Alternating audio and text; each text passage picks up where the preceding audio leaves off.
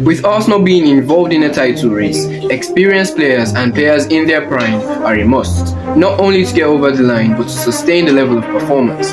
After the successful signings of Trossard and Jorginho, Arsenal want more. They have identified Chelsea's Raheem Sterling as a potential option.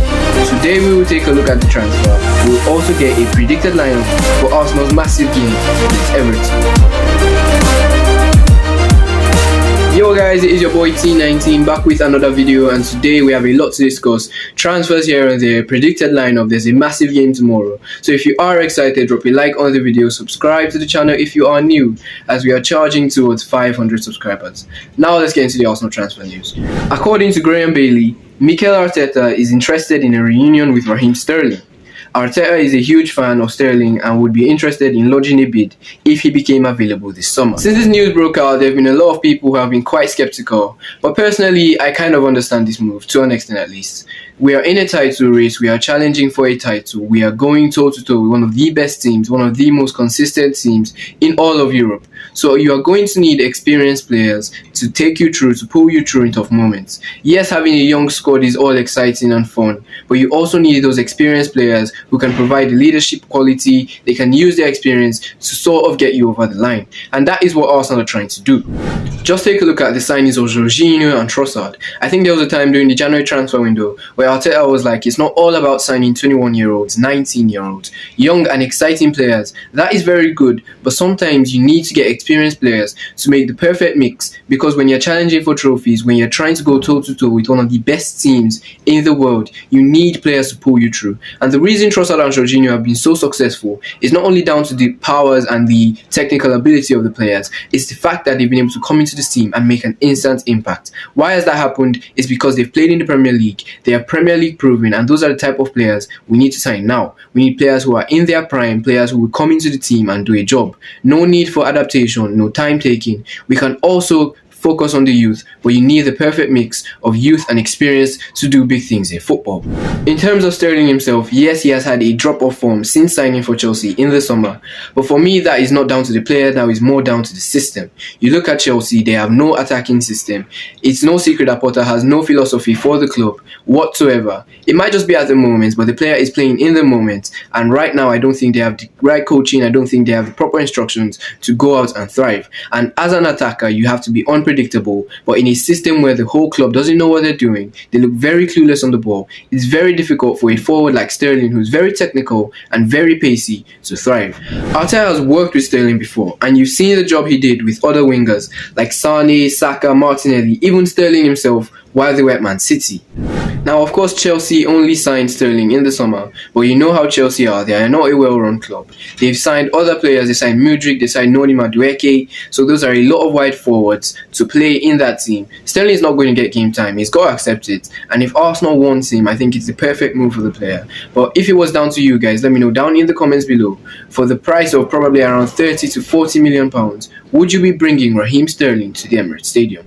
Raheem Sterling is more of a left-sided forward. He can also play on the right. But for me, if Arsenal were going to sign a player in the summer, I think we need to get a backup for Bukayo Saka, someone who can play on the right flank. He's naturally a right winger. Won't need time to be inverting or other things like that. Naturally a right winger. Direct, fast, beautiful on the ball. I think that's what Arsenal should be looking for, and I think Arsenal are actually interested in someone with that profile. According to reports in Germany, Arsenal are serious about Lindstrom and are preparing their first offer. The player has told Frankfurt that he wants to leave. Just so you guys know, he's 22 years old, 13 goals and assists this season, right-footed, and can play on either flank.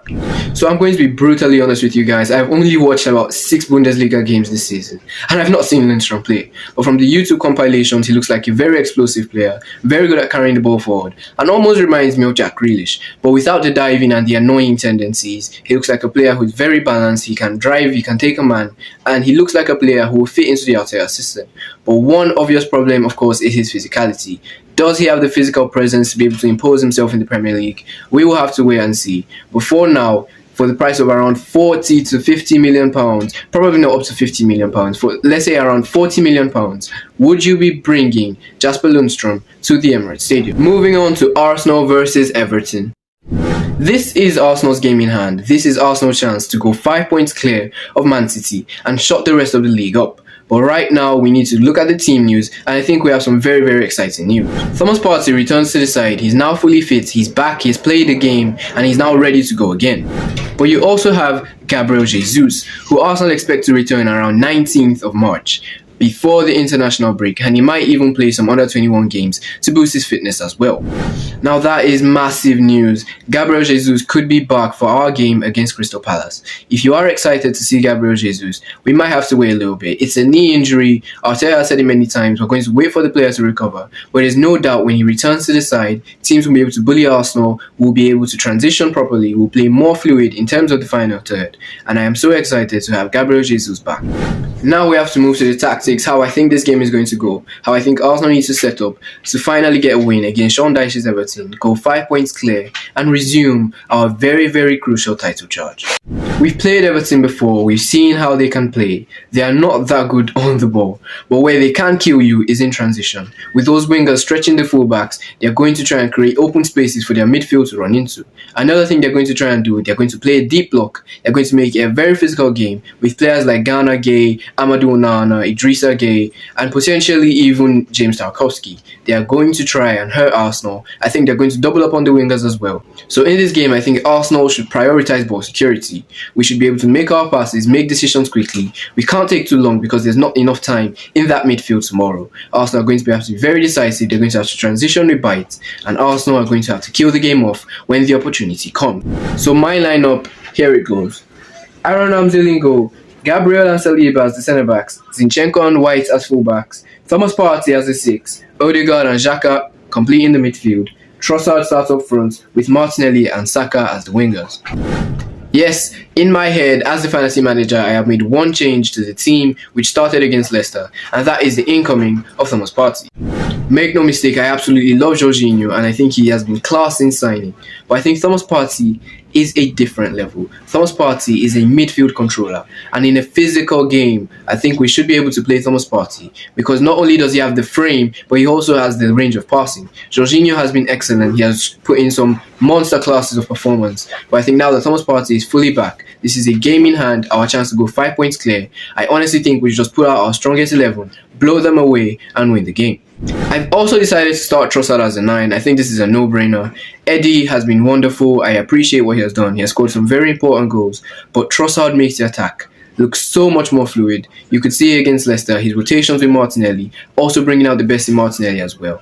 Odegaard was able to combine with him very well. One thing about Nketiah that I think he needs to improve in his game, he needs to know when to link up. He needs to be able to rotate with Martinelli.